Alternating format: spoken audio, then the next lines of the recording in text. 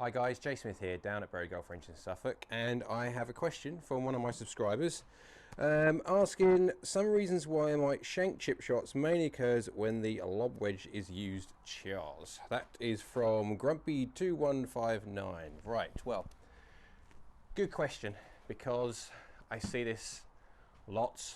It's not just you. I see him many times in lessons where generally when it comes to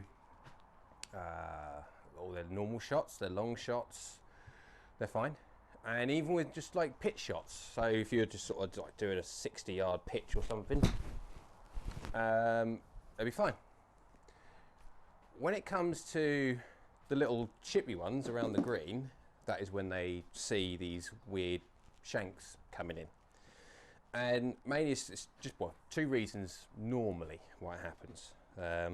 I haven't really seen any other reasons why these two are especially apparent as to what happens. Is one, the body is moving towards the ball, so basically whatever plane, if you would like to call it, don't like to use the word plane, but yeah, whatever plane you're moving that golf club on, it's then you're pushing it out this way, so you're moving the club further away from you, so you're going to have more chance of hitting it in the nasty part. That is mainly because of weight transfer. And the other one is path. So your path is one of these people that really get it from the inside. So rather than taking on the normal chip, just sort of bringing it out sort of fairly neutrally back, what they're doing is they're bringing it too far from the inside and then bringing it in way from the inside and then displaying the hosel, the shankalicious part of the golf club. So we'll tackle the first one first, weight forward. Now, this is brilliant if you've got weight mats, because then you can actually see on the computer screen what your weight is doing, what your center of pressure is, etc. Just for us, what we can do in a range, a golf course, a field, back garden, anywhere, all you really need is something like an alignment stick or an old shaft, excuse me, an old shaft, a golf ball you can do it with. Right, what you do, put the old alignment stick on the floor, and then when you stand on the alignment stick on your toes, so whatever line you want to put it on, you can then feel what you're doing in relation to going forward. This happens most of the time as a case of people that are moving forward to the ball. They'll do like a normal backswing and then they'll want to go forward. Now they don't actually notice they're doing this, but they are. So if I was to get down to somewhere I can hit this, there we go. Now I've just got these under my toes and I'm now feeling what I'm doing with my center of pressure. I know if I now move forward, I can then feel the weight then transfer onto the alignment stick, and it feels okay now to have the alignment stick underneath my feet. I can notice it, but it feels okay.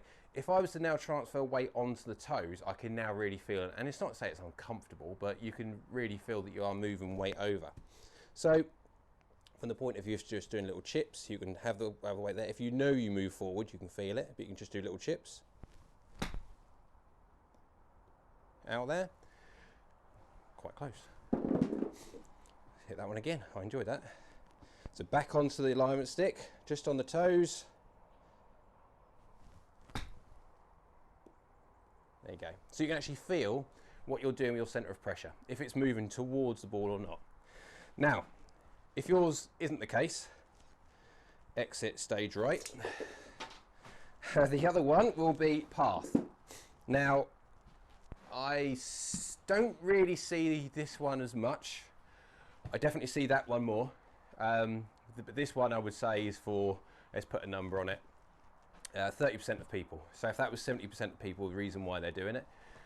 This one is not quite as common, but it is still the case. What they're doing is they're setting down quite nicely, but rather than coming sort of fairly straight back, what they do is they're pulling the club right far in, like, as you can see it. Here we go. They're doing that. They're pulling it right far in here. Now, why they do that, I don't know. Different people have different ideas what they want to do it for, but I find that people do it and they bring it in, and of course they come back and they're doing, they're displaying the nasty part to the ball. So what we need to try and do is get them to feel like, for those people, they're feeling what they're doing there is normal, is natural. So to get them to actually come back straight, you'd need to get them to feel like they're coming out slightly.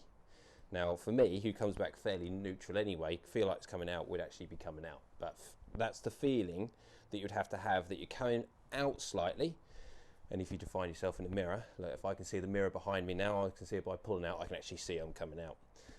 But for the guys that bring it right in, by feeling that you're coming out, you'll actually be fairly neutral. And you can check yourself in the mirror. Doing that will massively, from the point of view of consistency, go on. Oh. From the point of view of consistency, it will transform your strike. You've got to make sure that you hit the middle. And for people that are doing these funky things, checking yourself like with mirrors, the alignment stick, they're the two main causes. So we can get that path going a lot more neutrally back and straight through. And then also not making sure your weight has gone forward. So check those two ideas out. Hope that helps. If you like the video, click like. Don't forget to comment below and also subscribe to the channel. Don't forget to subscribe and follow me on my other social media. On Periscope, search Ask Golf Nut, and on Twitter, search @AskGolfNut. Thanks for watching.